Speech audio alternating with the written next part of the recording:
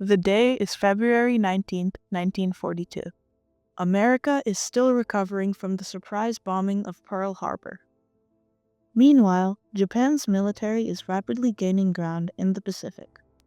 With many citizens and government officials fearing that espionage by Japanese Americans could assist in a full-scale invasion, President Franklin D. Roosevelt is forced to act. Supported by many high-ranking military officials, he responds by signing Executive Order 9066. When fear triumphed freedom. Executive Order 9066.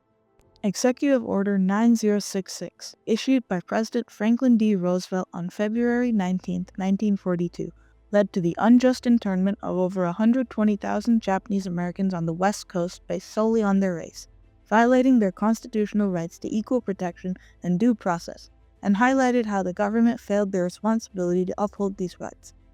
This grave injustice, caused by deep-rooted racial prejudice and wartime hysteria, had a profound and lasting impact on Japanese Americans, leaving behind deep scars of trauma, discrimination, and loss of property, while also serving as a striking reminder of the dangers of racial discrimination and the fragility of civil liberties in times of war.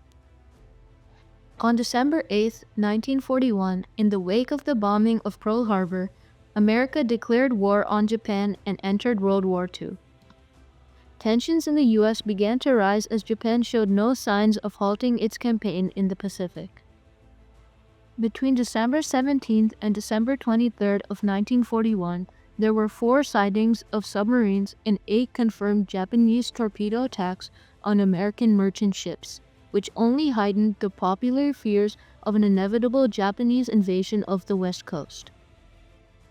By early 1942, Japan had captured thousands of American, British, and Dutch soldiers. These men faced brutal treatment by their Japanese captors, as they were subjected to savage beatings, forced marches, and execution without trial. When these horrors were broadcasted by the American media, they reinforced the belief that the Japanese could not be trusted. The Japanese situation as it exists in this state today may be the Achilles heel of the entire civilian defense effort. Unless something is done, it may bring about a repetition of Pearl Harbor. Many Americans began calling for restrictive measures to be placed on Japanese Americans. Influential figures such as the mayor of Los Angeles supported these calls by claiming that a network of Japanese spies and saboteurs already existed in the city. On January 30th, 1942, congressmen from the West Coast decided unanimously that a Japanese removal order was necessary to ensure the security of the nation. Under combined pressure from the public and influential government officials, Franklin D. Roosevelt ultimately signed Executive Order 9066 on February 19, 1942.